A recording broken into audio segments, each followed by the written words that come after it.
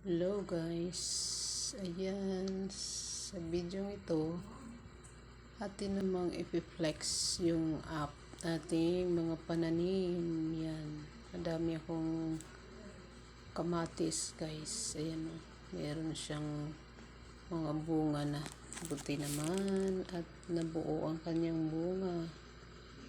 Ayan, medyo mataba, ilang puno din yan.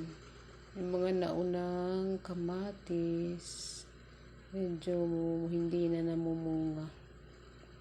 Ito yung mga bagong sibol, at saka meron din tayong talong.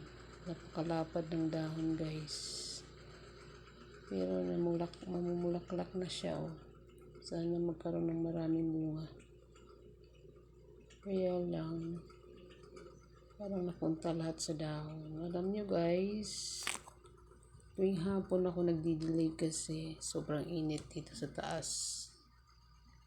Alam nyo na, ang aking rooftop garden ay talagang nasa ibabaw ng bubong. So, masarap mag-delay pagkahapon na minsan nga gabi na, madilim na. May ilaw naman ako sa taas, so nakikita ko yung dinidiligan ko. Ayan.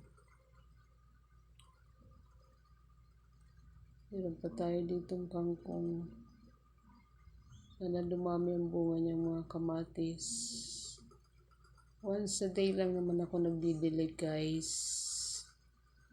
Lalong lalo na yung mga kamatis, hindi naman talaga sabi nila pag namulaklak, huwag masyadong diligan. So, yan lang guys. Thank you for watching. Bye.